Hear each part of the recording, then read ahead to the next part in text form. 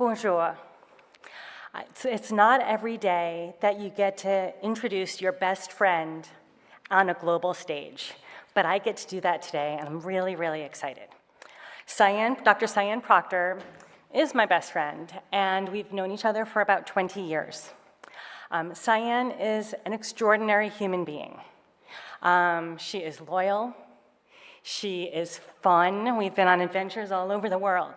She's a scientist. She's a geologist and a planetary geologist.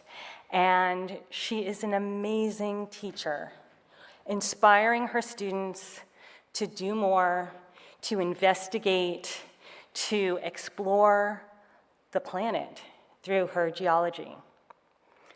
Not only is Sian an amazing teacher, but she is also an OER advocate.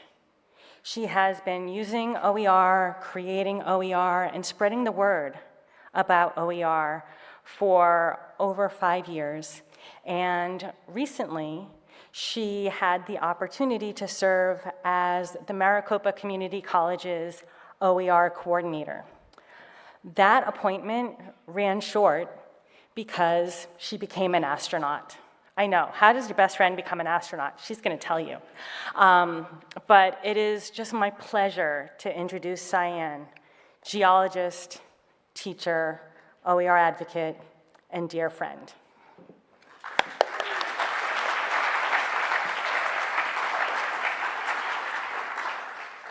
Thank you, Lisa. All right, let me just switch my slides here.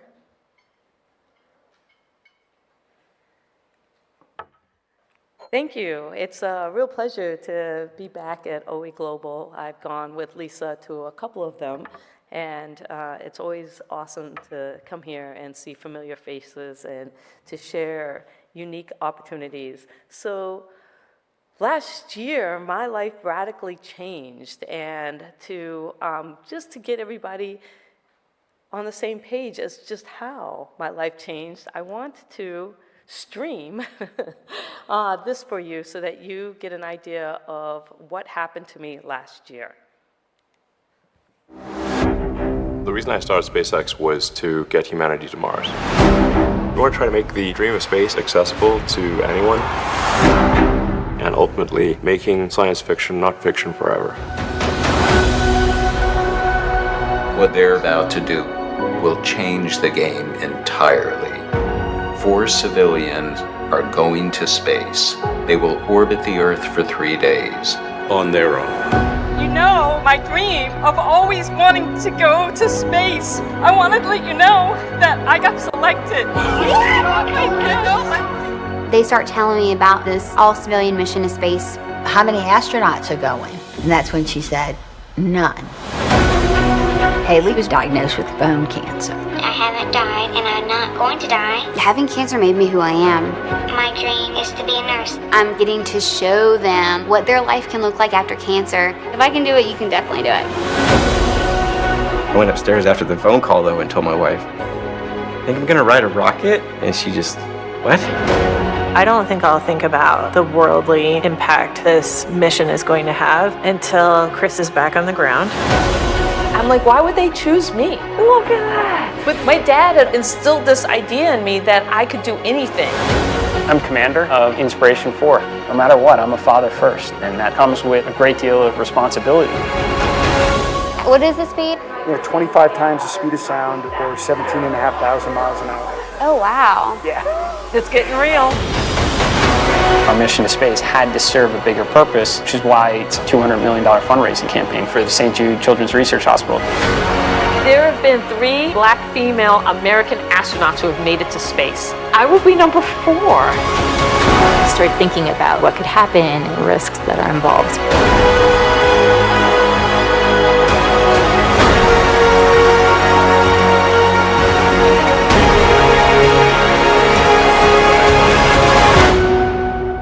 These people are you and me, and they will kick the doors open to space for the rest of us.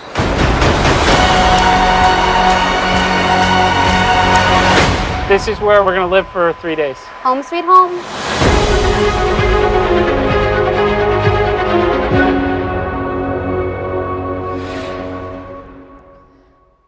So my world,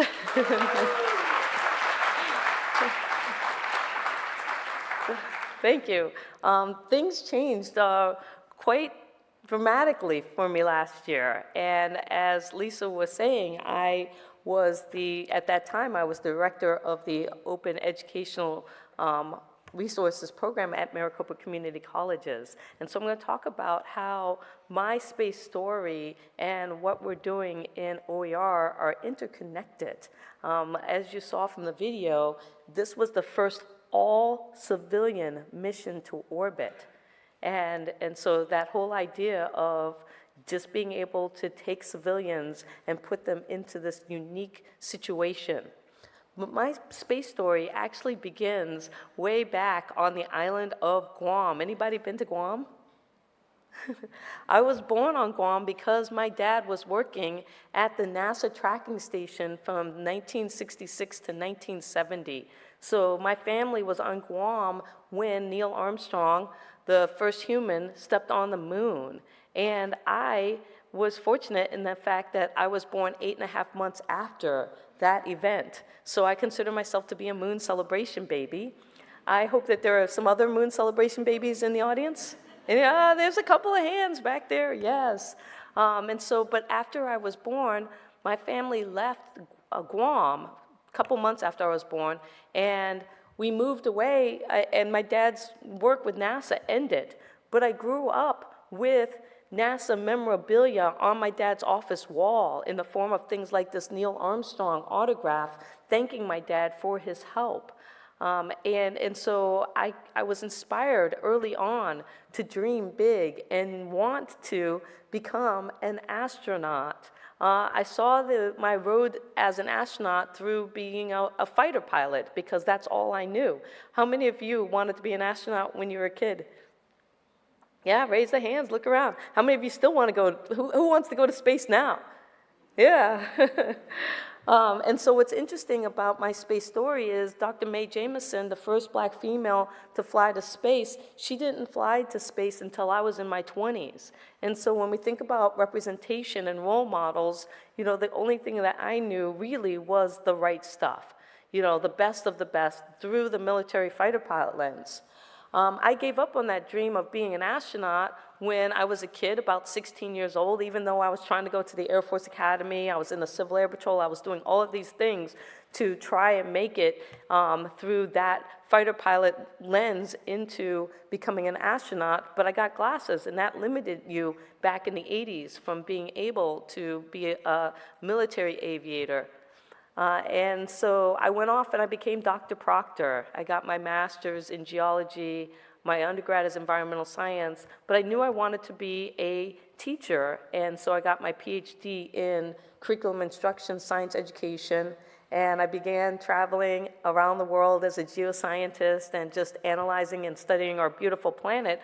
But I'm really proud of the fact that I was able to fulfill my other dream of becoming a teacher. And I've been at the Maricopa Community Colleges as a geoscientist, particularly at South Mountain Community College for over 20 years, teaching geology and geoscience to students and inspiring them to go out and be explorers of our world. And then, along the way, I'd always had this dream of wanting to be an astronaut. I never gave up hope on that. And then all of a sudden last year, well, actually, it was February of last year when they announced the Inspiration 4 all-civilian mission to orbit. Now, in the United States, we have this yearly event that a lot of people tune into called the Super Bowl. And it's because football is so big in the US. And so anybody happen to watch the Super Bowl last year? Not this year, but last year? Okay, we have a couple of hands that people watched. I didn't watch it because I don't actually have a TV. But what was interesting is a lot of times people watch the Super Bowl for the commercials. And then there was this commercial that came out during the Super Bowl that announced the first all-civilian mission to orbit and the fact that you could win a seat to space as a civilian. And the way you won that seat was through donating to St. Jude Children's Research Hospital. Your name would go into the hat, and you could potentially win what was called the generosity seat by just donating. But what a lot of people didn't realize was that there wasn't just one seat that was up for grabs. There were 2 seats. The capsule, the Dragon capsule, holds 4, and 2 of the seats were going to be given away in contests. And the other way that you could win a seat is by showing your entrepreneurial spirit and creating a 2-minute and 20-second Twitter video about why you should be selected. And so I happen to be on Twitter. Anybody else on Twitter? Okay. And so a lot of you that are on Twitter, well, you can imagine this contest, a lot of people didn't even know that this was happening. And then I found out that if I submitted this video, I could win my seat. Now, during COVID, what happened was, I found myself in 2020, the year before, 2 years ago, when we went into lockdown. I was turning 50, I was in a marriage that was crumbling, and my number one creative outlet, which is traveling, had been taken away. And so I needed something new. I needed to reinvent myself. I needed to find a way to get through this global pandemic. Now, a lot of people turned to baking. How many of you baked during COVID? Some of us cooked. How many of you picked up a musical instrument? Just ways of coping through this, this crisis. And I decided that I would become a space artist and a poet. And then when the opportunity to win this seat to space came along, I decided that I had found my authentic voice as an artist and a poet, and so this is the video that I submitted and won my seat to space. Hi everyone, I'm Dr. Sian Proctor, and I'm a geoscientist, explorer, and analog astronaut, and I have dreamed about going to space my entire life. I actually came that close when I was a finalist for the NASA astronaut selection process in 2009. But what I am most proud of is the fact that I have been a teacher at the community college for the past 20 years, and I have been able to inspire hundreds of thousands of students through my education and outreach. My entrepreneurial spirit lies in the fact that I combine space art with poetry. And my shop is called My Space to Inspire, and I've written an original poem to share with you. You've got space, I've got space, we all have space to inspire. That's why we dream of going higher and higher. But what is space if you can't breathe? Let's stop sucking out the air of our humanity. We have a moment to seize the light, Earth from space, both day and night. We have J for justice, to ignite the bold. We have E for equity, to cut past the old. We have D for diversity, to end the fight. We have I for inclusion, to try to make it right. A Jedi space to rally behind. A universal force so big it binds. Inspiration to change the world. A new beginning for us to hold. It's not about you, it's not about me, it's about space to inspire for all of humanity. Science, technology, engineering, and math, sending us out on the explorer's path. But don't forget the arts, the heartbeat of time. Consider sending a poet who knows how to rhyme.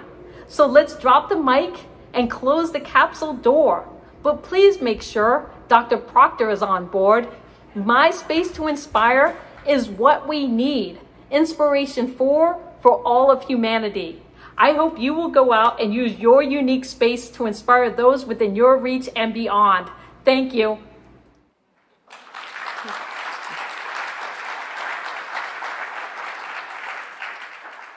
As a teacher, one of the things that I've always tried to do is to inspire my students to use their creativity through geology and to express themselves through whatever it is that I'm teaching.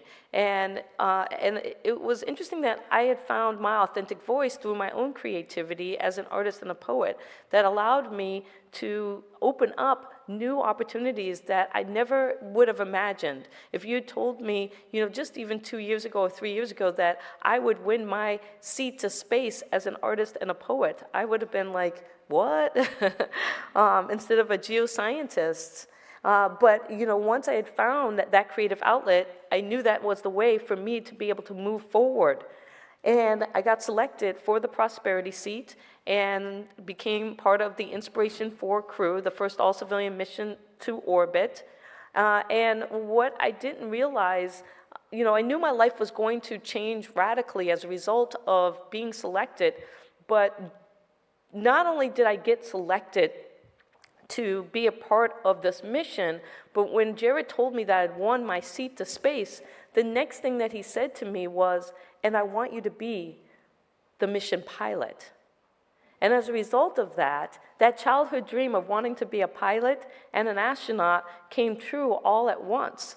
And to put it into context, I want to share this video that was shot while I was going through this experience about how it felt.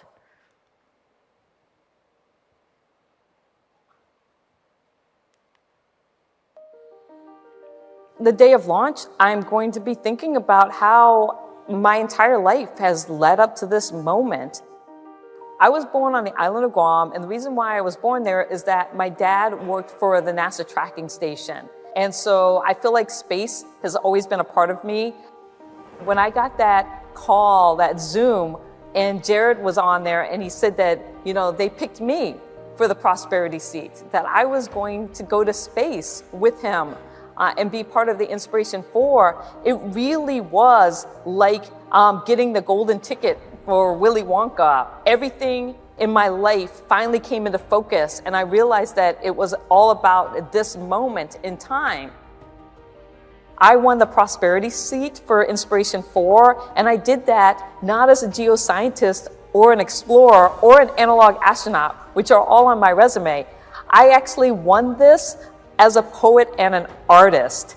We are striving for that Star Trek generation, that idea of a just, equitable, diverse, and inclusive space, or a Jedi space. I'm gonna be the first Black female pilot of a spacecraft ever. And to me, that just blows me away. And I wanna encourage the next generation to dream that this is possible. And a Jedi space, that's what that's about. I'm Dr. Siam Proctor, and I'm the mission pilot for Inspiration 4. So last year I came together and I found out that I'd won. I found out that I was going to be a mission pilot. I remember, on that Zoom call when Jared's like, "You won," and I'm like, "Oh my God." And then he says, "And I want you to be my mission pilot." I'm like, does he know I've only flown a Cessna 172? In my head, I'm like, the mission pilot of a spacecraft? But, one of the things that we teach our students is that don't let that voice, that imposter syndrome voice inside your head stop you from taking on amazing possibilities and endeavors, that you'll be able to figure these things out. And so I came together and went into training. We trained for 6 months. A big part of that was as the mission pilot, my job was to work with my commander, Jared Isaacman, and to become really a systems engineer. And so I learned about the Dragon capsule systems, and then after 6 months of training, we came together and we flew the Dragon capsule to space for 3 days on orbit. Now, the Dragon capsule is mainly autonomous, but there are things that me and my commander are able to do, and like I said, I became the systems engineer as the pilot. But what was interesting about what SpaceX did is that they modified the Dragon capsule. Normally, right here, the Dragon capsule was designed to go to the International Space Station and to dock with the International Space Station. But what SpaceX did, since we were not docking and we were traveling for 3 days in orbit, was replace the docking mechanism here with a cupola, the biggest window ever flown in space. And so when people ask me what was the most amazing moment about going to space, like what do I remember the most? And as a geoscientist, this was the most profound moment. It was when we opened our forward hatch, the hatch between us and the capsule and that beautiful window looking back into space. Now, when we were here, I knew that this was going to be a profound moment. I didn't know just how profound, but I knew that I had to record it. So you're not going to see me in this video. Instead, you're going to see me. I'm the one who's recording it in real time. And as I was recording it, I decided that I would cue up some fun music for my crew members. I had an iPad and an iPhone, so I'm shooting this on my iPhone, but on my iPad, I queued up music that I thought would be very appropriate for this historic moment. It does have a nice Oh new my first gosh.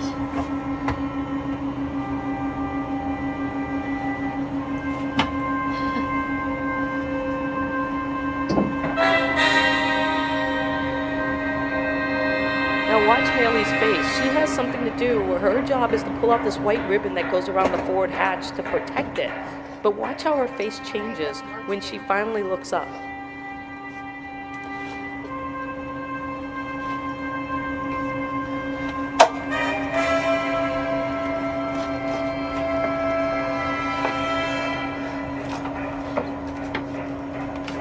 Holy shit.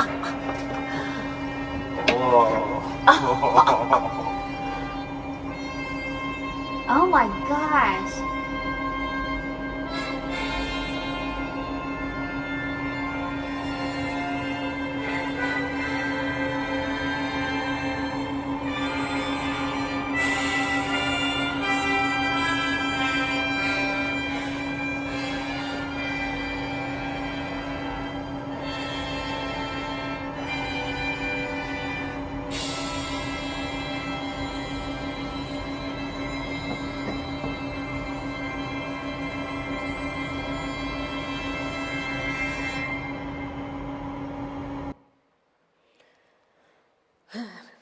So I knew that the view of the Earth was going to be spectacular. And, and I had prepared as a geoscientist, I've taught a lot about our planet, but what I wasn't prepared for was Earthlight. And what I mean by that is you can see when we opened up the forward hatch, our capsule got flooded with light. And, as a geoscientist, I know that our planet has a high reflectivity, but I just wasn't prepared for just how beautiful our planet is. And so when you look at this picture here, and you can see how illuminated my face is, that's all Earth light. And what I mean by that is think about moonlight. Think about when there's a full moon and you walk outside and how being under the full moon and being able to walk in moonlight, how does that make you feel? The experience that we've had with moonlight, what humanity has had with moonlight, all of the myth and the lore and the poetry and the music and the arts around that experience. Well, Earthlight is 1,000 times more beautiful, more brilliant than moonlight. And to show my point, this here is our moon. And this is just a section of our Earth. So you can imagine being up there and just being in that Dragon capsule and being flooded with beautiful Earth light. And then the views of our planet and being able to see, Australia and South America and just the blues of the ocean and clouds. I've got a new appreciation for just how much of a water world and how beautiful clouds are on our planet. But then looking at the human impact, at night and seeing the artificial lights made by humans, it juxtaposed with the clouds and this white. If this was video, you would just see flashes of white going all the way through here because that's lightning from space at the top of the clouds. This opportunity enabled me to do things that I never would have imagined. I got to bring my parents along, even though they've passed away in the form of the Neil Armstrong autograph. And as an artist and a poet, I got to paint in space. So I created this painting with my Afro-Gaia, or Mother Earth, and just representing that Mother Earth is watching, and she's wondering if we're going to be good stewards of our planet Earth as we go to the moon, Mars, and beyond. When you have an opportunity like this, you realize that you also have a responsibility to give back when you return. And so I became the 4th Black female to fly to space. And when you think about that, in 50 years, there have only been 4. Now there's 5 because Jessica Watkins is currently up on the International Space Station. Even though the International Space Station has been in existence for over 20 years, she became the first Black female assigned to the International Space Station. So when you think about representation and you think about all the outreach and the things that have happened on the ISS, and to know that when it comes to representation and creating that Jedi space, we still have a long way to go. I didn't realize that when Jared said, when I applied for Inspiration 4 to become a part of that, I didn't realize the legacy that was going to be set up for me. The fact that 100 years from when the first Black female, Bessie Coleman, 1921, wanted to become a pilot in the United States. She could not because of segregation and the laws in the United States. She could not become a pilot. So do you know where she went? France. She came over to France in order to get her pilot's license and to become the first Black female and Indigenous woman to be able to do that. And then 100 years later, I became the first Black female pilot of a spacecraft. And when I think about open education and I think about space, they are entwined. I talk about how do we create a just, equitable, diverse, and inclusive space, whether that's a Jedi space up in space as we go to the moon, Mars, and beyond, but more importantly, when I talk about space to inspire and a Jedi space, I'm talking about here. How do we create a Jedi space, a just, equitable, diverse, and inclusive space amongst ourselves, amongst our community, amongst our global citizenry? And the way that we're going to do that is through open educational resources, having access to information and knowledge. There's this new space, which is a new way of leading, and it's a new way of learning. The old way was exclusive and competitive. I tried out for the NASA astronaut selection process in 2009, and I got, out of thousands of applicants, I got down to a yes-no phone call. It was a no back in 2009. But when I went through that process was very much exclusive and competitive, about the best of the best. And now when I think about the new way of doing things, it's inclusive and it's complementary. And when we're thinking about open educational resources, that's what we're about: inclusiveness, complementary, bringing everybody along on this journey. And so, when they asked me to do this keynote, and for some of you out there might have been like, an astronaut's coming to speak? Wait, I don't understand. Why is this relevant? Well, when we solve for space, we solve for Earth. And so when you think about solving for space in the basics, you think about food. Space is all about efficiency in food, water, energy, waste, shelter, all of the things. When you think of the SDGs and the global problems that we have here on our beautiful planet, well, as we push to the moon, Mars, and beyond, those efficiencies in these areas are being developed here, and they help solve for those situations here on Earth. So solving for space solves for Earth, but it goes beyond that. When we think about education and open resources, when we solve for space, if we can make space open, we are united under one sky, right? And as we think about going to the moon, Mars, and beyond, and how advancing human spaceflight should be a global endeavor, because when it's a global endeavor and we are making all of these advancements in those areas of food, water, shelter, energy, waste, and we do it in an open platform, then we all benefit here on Earth. And so that open education, that open knowledge, that open technology is so important. So when I think about reimagining open educational resources, I'm doing it through the advancement of space. Because if we can create that Jedi space, if we can strive for openness out there, then we can absolutely achieve openness down here. It can be a model for moving forward and uniting us again under that endeavor of the advancement of humanity into space for everyone. And so when I think about, us being part of the first all-civilian mission to orbit, and the fact that all of you that raised your hand and said, yeah, I wouldn't mind going to space, is that possible? How do we make that a reality? And so I'm excited to be a part of that and to be using OER as a platform combined with this opportunity of me as an astronaut.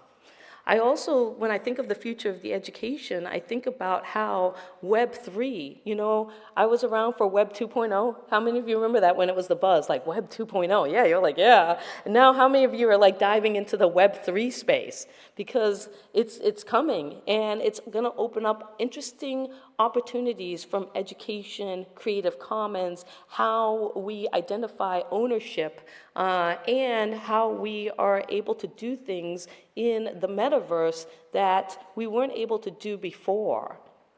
And so I'm really curious as to where we're going to, as the open educational resource community, how are we going to embrace Web3, and how are we going to infuse Creative Commons as a part of that discussion so that we're there at the forefront. I want to leave you with one last video that shows the experience. I went to space as an artist and a poet, and how Earthlight transformed my world and the way I think about things. I'm Dr. Cyan Proctor, and last year I spent 3 days in space and got to experience Earthlight. I thought the moonlight was my guiding light until that day when my soul shimmered, eyes wide and dilated with realization, for there I was, being bathed in Earthlight, tasered by the pulsating Earth glow. My weeping ego quivers, spellbound in awe at the cosmic chaos perched against the death, a clear beacon of hope and longing, etched by complex molecules and spiraling DNA, golden strands of energy cascading outward, encapsulating hopes and dreams, existence and affirmation. The baby's blanket ripped away, I howl at the sensation. Love struck in suspension. My mind struggles to comprehend. So much meta transcending time and space. Who will hear the cries of the generations? Afro-Gaia simmers under the weight of memories. I hold court among the stars, and I testify to the cosmos. All our hopes set adrift. Let us be set free in a sea of forgiveness for what we have not seen. If only we could all be baptized by Earthlight. Thank you.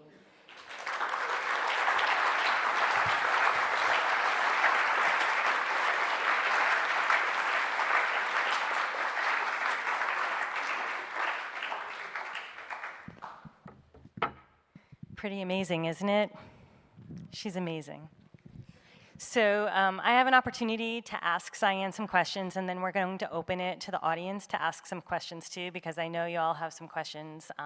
But I figured I'd break the ice there for you all, because sometimes you don't know what kind of questions to ask and stuff. So the first thing, Cyan, is we spent some time on the train reviewing the UNESCO recommendation. And we wanted to start there with the official OER stuff before we got into like, how do you go to the bathroom in space and stuff. So, Cy, we've talked about the moon, Mars, and beyond. You've heard that from Cyan a few times this morning. And why do you think, you mentioned why that OER is important, that we have to really look into that with Web 3.0, but how does OER fit, do you think, as a starting block in moving to the moon, Mars, and beyond? Well, the big thing that we hear is space is for everyone. But historically, space has not been for everyone, because access to space and those who have been able to go, launch into space has been very select. And one of the things with commercial space opening up, and in the possibilities is that we can move this conversation toward this idea. I grew up with Star Trek, so I'm a Trekkie, but this whole idea of being united and actually making it so that we have that Jedi space. And holding, when I think about how do we do this, how do we create this Jedi space, and it's through knowledge. It's through the shared knowledge and technology on a global platform. And if we can get past, this idea, this competitive, exclusive, historically competitive, exclusive mentality that we've had, and I think space is an excellent way to do that. When we look at the International Space Station, this cooperative effort to have humans living in space for the last 20 years. We've had somebody in space continuously for 20 years, and this idea of it being international. And so, but it's still not to the point where it's that Jedi space. And when I think about if we could open up the access of how we are going to the moon, Mars, and beyond through, through open educational resources and getting students, and rallying behind that. Think about what we could do as a society on a global scale if we all pushed for humanity in an open way to be multiplanetary. Absolutely. And I've been thinking about this for a while. I loved watching your reactions. I have like a really special seat here because I got to watch all of you watch Cyan. And as I watched you react to her, I had this kind of thought. And we've been doing this online a lot, but not in person, so this was fabulous. But one of the things I was thinking about was how every single person here can be involved in that work that we need to do to go to the moon, Mars, and beyond. Because we are all educators and we are all in open education, and there's so much work that has to be done to prepare us for the moon, Mars, and beyond because of every one of us, whether you're teaching humanities, whether you're teaching interior design, whether you're teaching welding, all of that needs to be looking at how do we do that in space? How do we prepare our students for these opportunities? Do you want to talk a little bit about that? Yeah, that's the thing about it is when we think about all of the jobs that we have now and the future jobs that haven't even been created yet. As educators, space is the next big frontier. And you don't need to be a scientist or a STEM-based. It's really everyone, because we're going to have to live, work, and play in this new environment. And so when we think about habitats on the moon and Mars, and the fact that people are going to be living, working, and playing in there, that opens it up to every discipline that you can imagine. In space, there's something about human exploration and space that captures the imagination. And so when I think about just the Dragon capsule and the SpaceX suits, I mean, they have a whole design team to make sure that it's not just form, but and function, but it's the aesthetics that go. They wanted us to look good as we went to space. And how do you live in a spacecraft? How do you live in a hotel, that is orbiting, where you're going to have regular citizens going up for vacation? And and sometimes people are like, well, that's just fantasy, but is it? We sent Captain Kirk to space last year. We sent him to space. We sent William Shatner.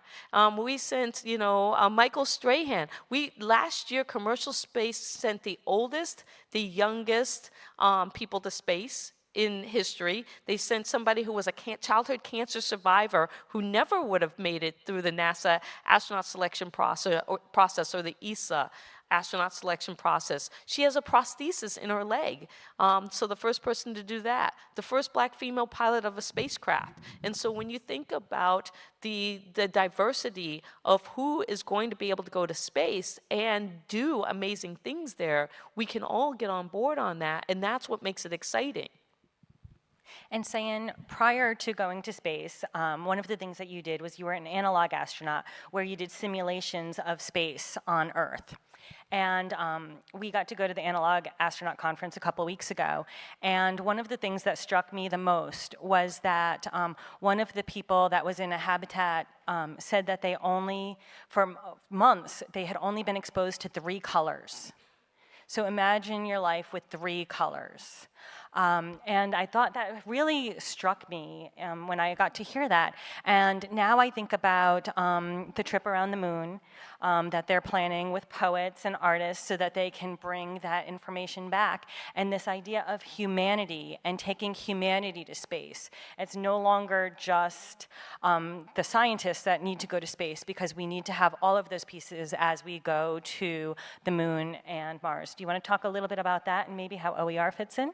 Yeah, so what's interesting is that, there are a lot of opportunities to win seats to space. And a billionaire named MZ out of Japan has bought one of the first Starship missions, which will go, and it will be a 7-day flight where it will orbit, it will go around the moon and come back. It's a moonshot. And the Starship, through SpaceX, will be able to hold 15 people, 12 of the seats he's bought. And he opened up a contest for artists and poets to be able to go on that journey. And so when you think about, who has applied for these unique opportunities to be able to go and have this experience and then come back and then share that. But when we're talking about open educational resources, what I really stress is that holding, the leaders in this space, people like Elon and Jeff Bezos and, so SpaceX, Blue Origin, NASA's already open source and leading the way, but commercial is going to be the one that pushes us to the moon, Mars, and beyond. It's really important that OER component, one of the reasons why we've had so much advancement in this sector is because NASA is open source, funded by taxpayers' dollars. And as we go commercial, it's really imperative that we hold that same standard to these private industries so that the advancement of human spaceflight can be for everyone. And nations that don't have a space program can still get people flight ready and excited through things like creating analogs, having moon and Mars simulations. Those are the things that can happen anywhere. Universities are setting up analog situations. We were at Biosphere 2, which was part of the University of Arizona, and the University of Arizona has invested a lot of money into opening up a new analog site next to Biosphere 2 that will be coming online in 2 years. University of South Dakota has a dome on their campus for students to be able to, help advance human spaceflight by living in these simulations. And so when I think about some of the ones that have been popping up around the world, Pila, Poland. I lived in a moon simulation in Poland for 2 weeks called Lunaris. Brazil has one. And when we think about who is going to be living and working in these environments here on Earth to get flight ready for when we go up to the moon, Mars, and beyond. It's the students that we are working with now. And open educational resources is a great way to share those advancements on a global scale. Thanks, Sai. So I remember when you got your call name. Your call name is Leo. And I'm going to let you explain a little bit about your call name, and just want to hear about your call name, how you think of it, and how it fits in with your Space to Inspire. Yeah, so when you go to fighter jet training, which I got the opportunity to do last year, you typically get your crew members and your team will assign you what's called a call sign. If you think of Top Gun Maverick, and so mine is Leo, and the reason why they gave me Leo is not because of low Earth orbit or that's my astrology sign. My crew members and the Inspiration 4 team saw me as a modern day Renaissance woman, somebody who combines art and science, or a modern day Leonardo da Vinci. and so Leo. And when I talk to my students about, their creativity, it used to be where science and arts were infused together. And a lot of you might have departments that are, the Department of Art and Science, but we started tracking at a young age kids who are good in math and STEM, you go here. If you're good in the arts, you go over here. And there wasn't a lot of interaction back and forth. Well, one of the things that we need to do if we're going to solve some of the problems, that are facing us as a society, is that we need to reemerge these things. We really need that interdisciplinary. We need that diversity. We need to bring the arts and humanities back into the science and the technology, because they are entwined. There is science in art, and there's art in science. And it's our job to show our students that is melded together and bring back that idea in a modern way of the Renaissance and, this idea of being multifaceted problem solvers. When I think about Leonardo da Vinci, I think about how, he was invested in solving problems. It wasn't about labels of being a geoscientist or being an accountant. And when we talk about our students these days, it really is in that lens of what problem do you want to solve? And if you can have them break down a problem that they are really interested in, and then they have to learn the coding and the technology and the art side to solve that problem, it really changes the way we think about education and open educational resources. So you're talking about your students, right? And you have this space to inspire. That's her slogan. But I can tell you that she inspires everyone she meets, as you're probably feeling it. But she makes you a better person. Cyan, you've made me a better person. You've inspired me. I can do I try things that I never would have tried by getting to watch you. Yeah. Well, when I talk about space to inspire, a lot of times people think that I'm talking about space, outer space to inspire. Sure, outer space does inspire. That's what makes it interesting. But space to inspire isn't about that. It's about this space. It's about your space, your unique space that you inhabit. There's only ever going to be one of you. You are unique. And your space and how you use your space matters. The things that you do, the things that you say, how you interact. And so when I talk to students about space to inspire, I talk about how are you going to use your unique space to inspire those within your reach and beyond, because there's this ripple effect that beyond that you don't even realize that's happening when you inspire somebody. And then when you're talking about that space to inspire, how do you make your space a Jedi space? Just, equitable, diverse, and inclusive for yourself and those within your reach. And so, and part of that is through it's the open educational resources. It's being open and being accessible and being willing to share and all of the vulnerability that comes along with that. And that's the conversation that I think really matters. If we imagine the world that we would have if we all used our space to inspire and we strived every day actively to make that a Jedi space. If we did that on a global scale, what would that look like? And how amazing would that be? I think it would be absolutely amazing. And I've seen you model this. One of the things about Cyan, you heard that she had applied to NASA and didn't get it, but she always picks herself up, dusts herself off, and says, what's next? And she's never afraid to try something. How many takes did you make of that video? Oh, the one that I submitted, I did it at least 50 times before I submitted that video. And, my entire life I've suffered from imposter syndrome, that voice inside your head that just says, you can't do it. But I learned at an early age to have a conversation with that voice that tells me, well, why are you, they're never going to pick you. You're not smart enough. You're not good enough. And being able to, counter that voice and being like, okay, there's nothing. What am I afraid here?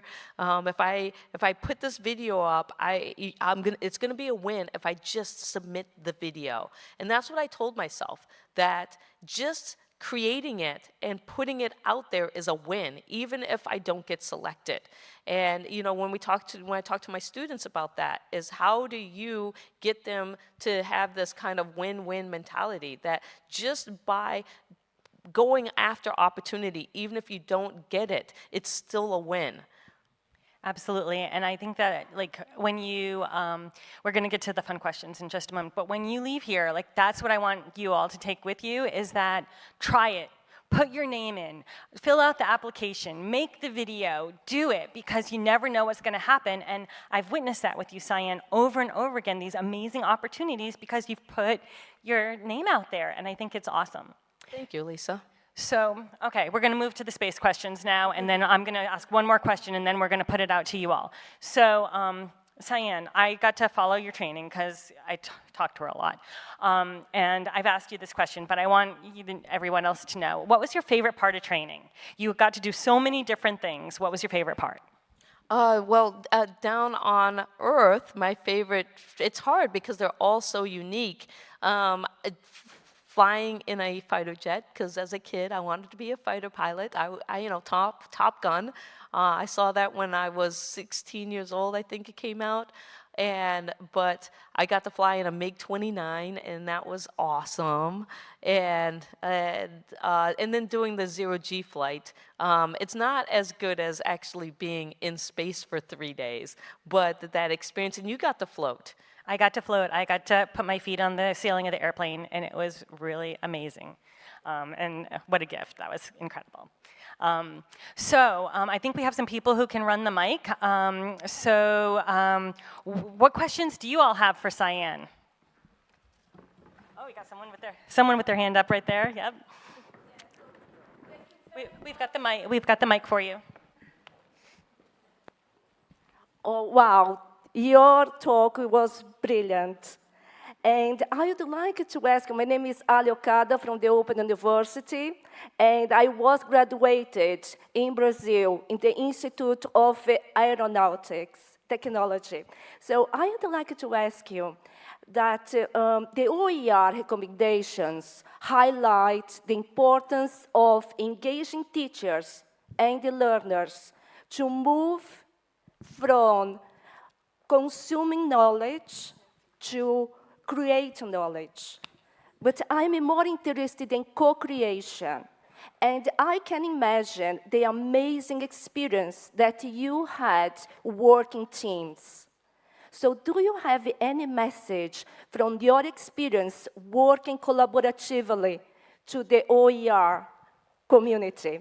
Yeah, you know, that's a great point. And so I was talking to somebody the other day. It was one of those, it was just a little kid about, I was asking him about, you know, what does he like to do? And he was like, well, I really love to watch TV. And I was like, oh, you know, that's great, but, you know, you're consuming information. How do you create? What are you doing? And then I switched the conversation and talked to him about creativity. And how do you create or participate in the creation of the world around you? And getting students to be able to be inspired by that, and recognizing that you don't do it alone, that we co-create the world around us. And you know, not in various ways. We co-create actively by reaching out to colleagues and doing stuff, but we also stand on on the shoulders of those that came before us. You know, when I put up that legacy of Bessie Coleman, I mean, she trailblazed along with a lot of other female pilots the way for me to be able to just stand on them. And so in a way, I'm co-creating on history, right? The collective knowledge that we have all been working towards. And this is one of the reasons why open educational resources is so important, right? Is that it's the ability to create on top of other creations that have been put out there in an open way. And as a crew member, I got to tell you, when you're living in a capsule this big with 3 other individuals, you got to get along. You're co-creating this experience, this environment, and that's what I think is so important, is that we do it on a daily basis. We are in here and we are creating an experience together, and how we play in the sandbox together matters as an important, and that's where your space to inspire and how you make that a Jedi space is important. And so when I think about our students and our classrooms, and when we're thinking about open educational resources, empowering them to take ownership of their space to inspire and creating a Jedi space within that, and then creating whatever it is that helps solve that question that they have, right? Creating the space to be able to do that in a collaborative way.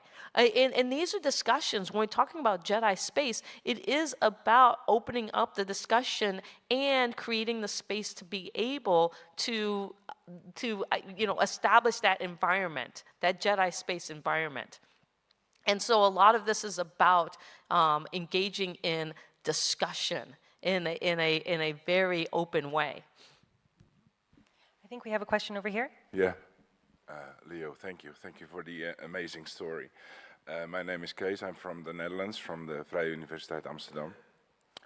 About 10 years ago, I happened to speak to a person who was invited to drive in a self-driven car, right? And he was over the moon, to say, to do that. And he told me that the first quarter, he was excited as hell. And the second quarter, he was able to look around and to see what happened.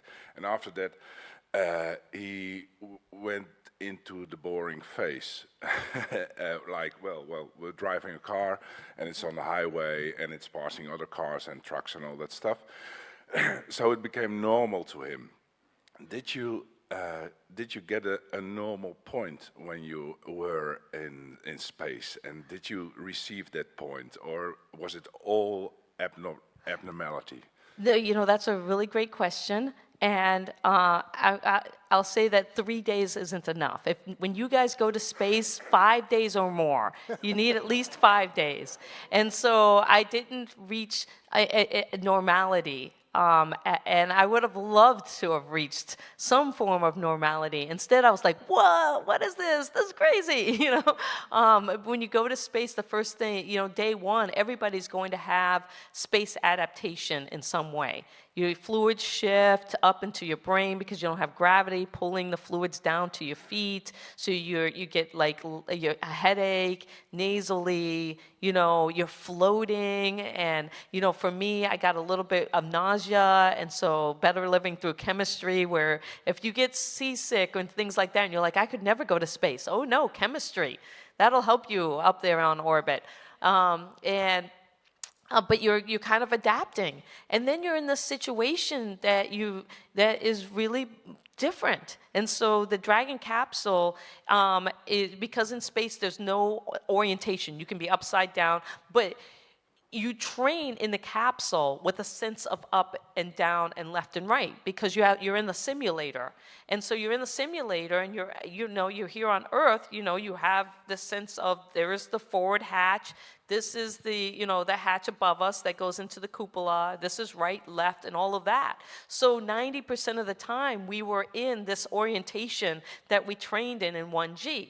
Now, think of that. Now take that situation and imagine that the Dragon capsule up in space is inverted. It's pointing down to our planet. And so that we could, when we opened up the nose cone, the dome, the giant domed window was pointed down at our planet. So in space, you open up the forward hatch and you slide up there and you feel like you're in the right orientation, but the Earth is above you and you're like, whoa, and this blackness of space is around you, and the star field and the moon is off to the side. And you're like, whoa, you're like, what is this? And so 3 days of you're like, this is amazing, this is weird, and then when I came home, I slept for 3 days in space. but I don't remember my dreams. And normally I do. And the reason why is because every time I woke up from sleeping in space, I had spatial disorientation. You're floating, and you're in this sleeping bag that's tethered in so you don't float away and bump into the sides of the walls, and you're like, what? But when I came home, for the next 2 weeks solid, I dreamt of floating in space. Because my brain was like, what just happened? Was that real? And so I didn't get to the point where that was a normality. But you can imagine that we have people living on the International Space Station for a year. You know, we're going to have people living continuously on the moon and Mars eventually, and it's going to become a norm. And that's one of the reasons why it's not just about working in space, it's living, working, and playing in space. And how do you get where that boredom does not take over? Where's the next mic? Hello, I'm Martin Dougiamis. Look, I want to thank you for that. Like you, I've been reading, following science fiction my entire life since I was a little kid, and I'm extremely jealous. You've done a really terrific job at communicating the excitement that you're feeling, and the perspective of being in that little spaceship, looking at the larger spaceship that we are living on. I mean, this is a spaceship we live on. We don't think of it that way, but it is mostly a self-contained system. And I feel like it's our job with OER to communicate that feeling, that perspective to everyone, and I'm sure you feel that too, and that's why you're doing what you're doing today and what you're doing. Have you got any thoughts on how we can do that better? How can we give the population that perspective? Well, you know, I think that that's one of the reasons why, if you start thinking about whatever discipline you're in or whatever you're teaching through the lens of space and that perspective, because as we go to, you know, from low Earth orbit to the moon and Mars, we're going to need all types of jobs, and space inspires. And so whatever discipline you're in, how do you think of it from that perspective? Of the fact that they're going to be your students, you know, you transport them into this idea that, you know, imagine now we're on the moon and you're going to be living on the moon. What is it how do you contribute? What is it that you want to do? And how would that contribute to us being able to do it on the moon and Mars, or even in low Earth orbit on a space station? And it really throws your students for a loop, because they're like, well, I want to be an accountant. You know, I teach geology at the community college, so I don't have a lot of geology majors. They're mainly non-science majors, and it's my job to inspire them through the lens of geology. But if you take that and you say, well, you know, I'm an accountant major. Why, you know, I wouldn't be up there. And you're like, oh, well, do you think that what's going to be currency up there? How are people going to exchange, you know, goods and services? How are we going to track these kinds of things? And getting them to think about, well, you know, what is the future of money and currency and accounting and tracking and all of those things from that perspective? And I think that just opens up this new idea and this new avenue for them. And then you say, okay, now, you know, but Starship Earth needs that too. And so how does that translate back to us as a global citizenry? And I just need to do a time check. How are we doing? We're good. Okay. Hi, Dr. Sian. My name is Nicole Sodom from the Wikimedia Foundation. So first, I just want to thank you for your presence at community colleges. I started off at community college, and it gave me access to higher education, and I just really appreciate that you take your talent there. And in that light, I wanted to ask, so I'm sure all of us here have like diversity, equity, and inclusion in our HR departments, and we talk a lot about it in our professional practice. And when you added the justice to that, like really struck me, and it made me think about it in a different way. And so my question is, what does justice look like in practice in our work, and how should it change our ways of thinking about DEI to include justice, and what role do OERs play in that endeavor? Thank you. Yeah, you know, I really am passionate about adding the J to in JEDI, and the reason why is that, you can, and I'll use space as an example, the space industry. And so there's a lot of recruitment in STEM for diversity, inclusion, and equity. But you can recruit all you want, but if it's not a just workspace, if it's unjust, if you recruit minorities and women of color and you're in an unjust workspace, then they don't stay, they leave. They don't feel welcomed. They don't feel like there is a voice there that understands and supports them. And I mean that from a justice standpoint. There have been, Me Too and sexual harassment and those kinds of movements, and even whistleblowing and things like that. Because it's not a just workspace, you'd have no way of finding, justice if there is a complaint or if there is something wrong. And a lot of times you might say, well, human resources will deal with that. But you want to be able to come in and already set up that just, if anything, a just workspace, whether it's in the classroom, whether it's in, our community, whether it is in even our household. You just should be the base. And then we build on that equity, that inclusion, and that diversity on top of a just base. Because, I come from the United States. I mean, you look at all of the Black Lives Matters issues around justice. And the fear of being pulled over in the United States and maybe potentially losing your life as a result of the color of your skin. And so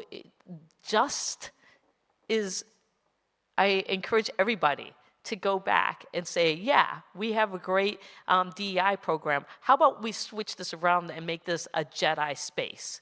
And let's add that just component in so that students know that they can be safe in this environment.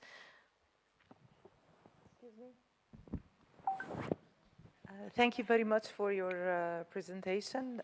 It's really inspiring, but I will try to link some bit of pieces from what you have said and maybe the inaugural speech this morning. So, a very specific statement that you have said, which was NASA is open source. You said this, correct? That NASA is open source. Yeah, okay. It's got. So my question goes actually in this direction. I understand. I'm very much an advocate for inclusion, justice, and all this. But my question is really NASA open source. Don't listen. I mean, in the sense that we avail space technologies for learning, and we avail very sensitive information and stuff. And to which extent can we go really open in order to guarantee inclusion and education while respecting some constraints relating to some institution? I cite Karine in the morning saying we are going into open education, open science, open universities, and even open government. So how can we really resolve all these contradictions? Thank you. Well, the whole idea is the fact that we come from a competitive nature, and that if we're open, then we're giving away all of our secrets, and our competitors are going to be better than us. But I believe that if we're open and we can still build a product that people want, even in an open environment where we're allowing people to see what we're doing and how we're doing it, and that's one of the things when we think about how do we change this idea, this mentality, and to some extent it's rooted in capitalism and being able to make profits, endless profits, to be able to, be successful and rich to stakeholders.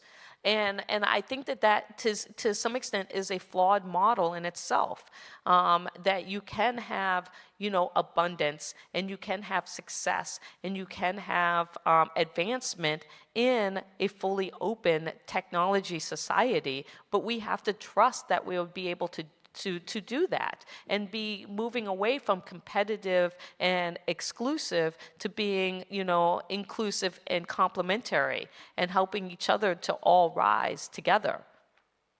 And so it's not an easy task, but I think that, you know, having conversations and starting in places like the universities and when we're doing things with students and teams, I mean, they're the ones who are going to be the future business owners, and they're going to be the ones who are going to be leading these Fortune 500 companies eventually. And so how do we get them now, you know, to think about this new way of doing things, this new way of leading that is not competitive and exclusive, but it's open.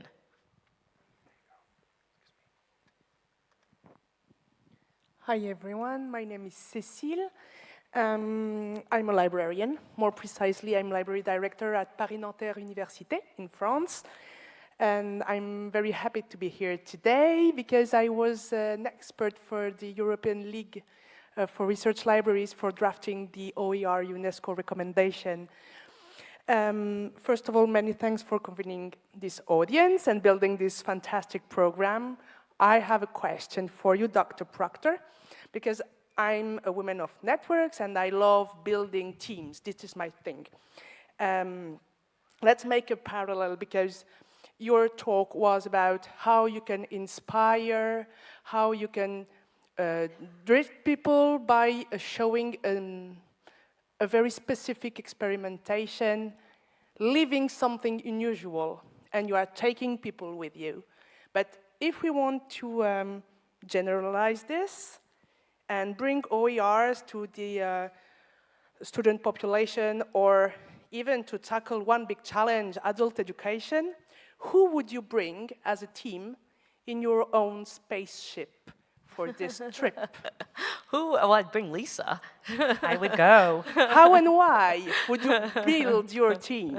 You know, that's a really interesting, because again, if you come from this idea of of wanting to have a Jedi space, well, one of the things that we tend to do is we want to include people in our space that are like us or that we already know and are comfortable with. And that's one of the biggest issues, is that we are afraid to step out of our comfort zone because of fear that we won't be able to get along and there will be conflict. Well, there's always conflict. It's about how you manage it. You know, what family doesn't have conflict, and what team doesn't have conflict over time?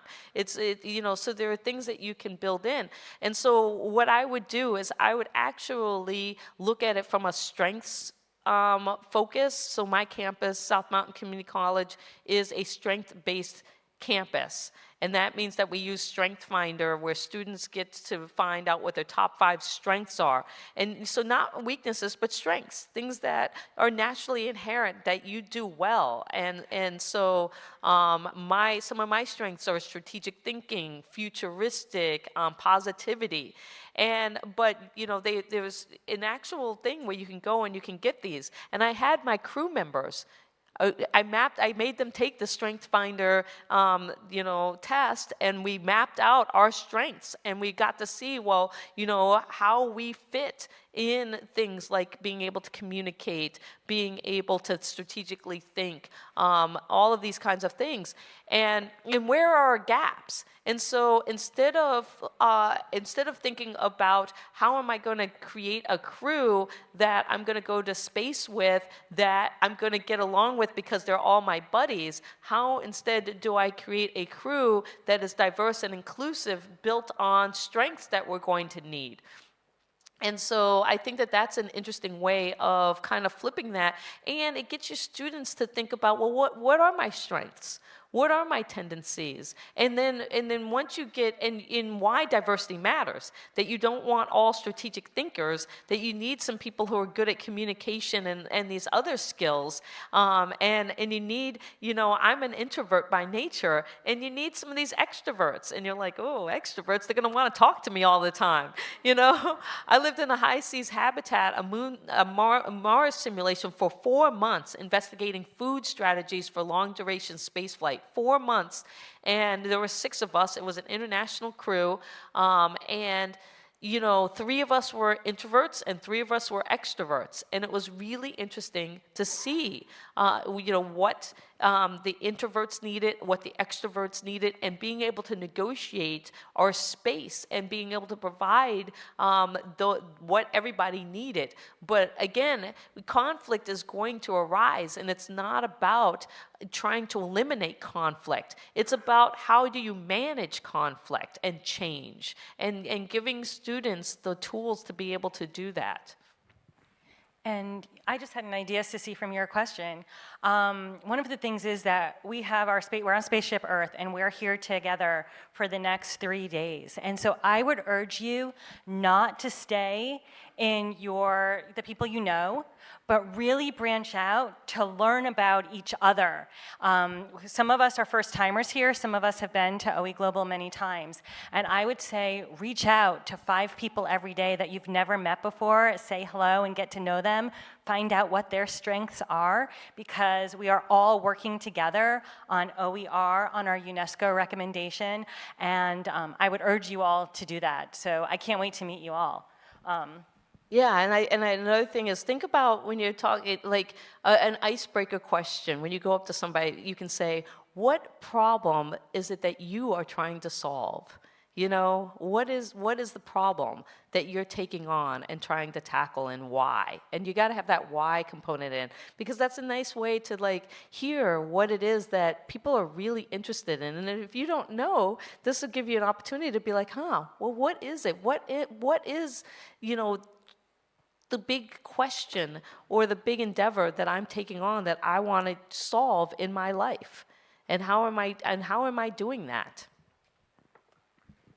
Igor, who do we have back there? Hi, Cian. Hola. I'm Virginia Rodez from Uruguay. I think it's really interesting how you transfer the components of your JEDI concept to education and open science.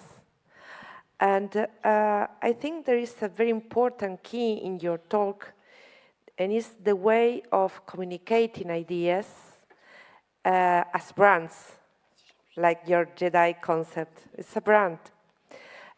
What would be your recommendation to promote this powerful way of communicating ideas for promoting open education and sciences? You know, that's a good question. I think when I think about JEDI and how you create a JEDI space in your classroom, in your school, in community, it really is through open dialogue and how you take that and you make it an open resource, right? And so I would start with, like, for instance, if it was my classroom, you know, and it was the first day of school, I would be like, okay, you know, we're going to not talk about geology. We're going to talk about creating a JEDI space within the classroom.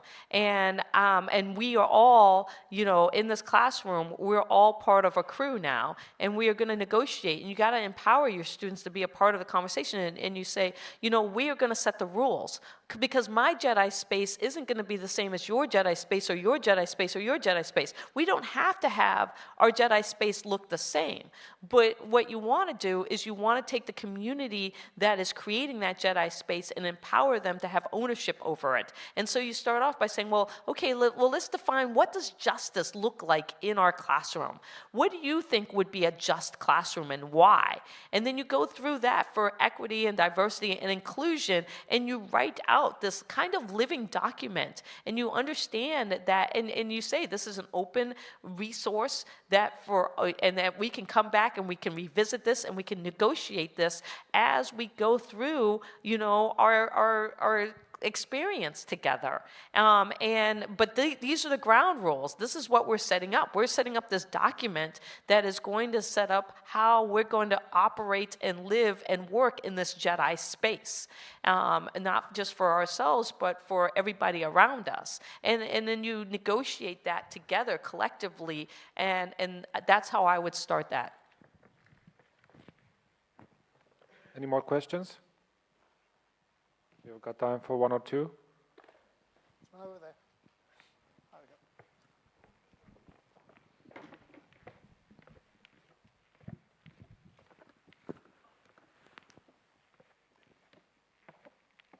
Hi, thank you. My question has to do with interdisciplinarity, and I really appreciated how you talked about the need to teach kids not just to think about the things that they're consuming, the inputs, but how they're creating and how they're creating new knowledge.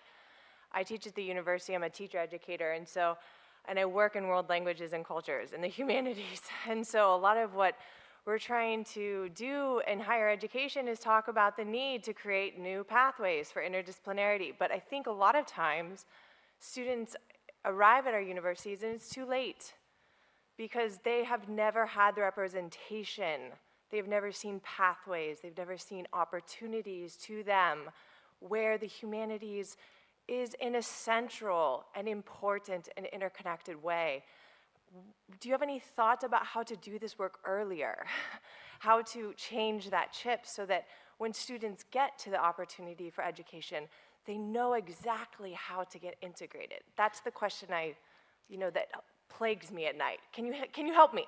Yeah, and well, that's one of the things that you're not in that alone, and it's one of those things where the momentum of how do you make monumental shifts in our thinking and our understanding, particularly around interdisciplinary. I'm starting to see it. In a lot of the conversations that we're having at higher ed, but how do we trickle that down to the K-12, right? So that it becomes part of the bigger system. And the only thing that I can think of is involvement and empowerment of the community. And figuring out ways of bringing the teachers and stuff within the community into that discussion and that conversation so that they go back and they have an input into their students and what they're doing. I'm a big fan of professional development, particularly for teachers and educators, because a lot of times we put a lot of resources in giving opportunities for students, but if you give one student an opportunity, they'll go out and they'll do amazing things with it, but you give that teacher that opportunity and they bring it back to the classroom and they have this long-lasting ripple effect. And so, we've got to invest in professional development in these areas for our teachers that are out in the trenches, that are out they are the boots on the ground. And if we can get those teachers to create that type of environment, then all of those students that they interact with will feed through the system. And Cyan, I was thinking that, we have an opportunity. I hate to say that COVID provided us with an opportunity, but we have students who missed years of education that it was not equitable over the last 2 years, the education that students got. And I think we're going to have opportunities to sit down, higher ed and I don't know how to say it in European, our K-12 system in the US, our primary education, have opportunities to really sit down together and talk about how do we prepare our students for the future, because we have a lot to make up on, and I'd imagine that could give us some opportunity as well. Yeah, I agree. Hi, Dr. Cyan. My name is Bianca, and I am a researcher based at the University of Cape Town working on a project that does work around digital open textbooks. And thank you so much for your presentation and everything you've shown today. And my question isn't completely properly formulated in my head yet, but I was thinking of the moment where you showed us that picture of you looking at the earth, right, and talking about the earth light beaming onto you and the magic of that moment you were describing. And I was thinking to myself, how do you then, you're talking a lot also about, inspiring, all that inspiration you get from being on the outside looking in. And I'm wondering to myself, how do you capture that kind of magic and turn it into, or translate it into some kind of practice of empowerment for us working at the bottom? Like, how do you take that magic and give it to your students and equip them in ways where they can see themselves empowered enough to think about the future, to have that hope, to feel empowered enough to have a voice in a classroom, to contribute to open educational resources as students, or even for faculty? How do they feed off of that magic of the earth light beaming on them, or what you said, I think you said you being tasered by that light.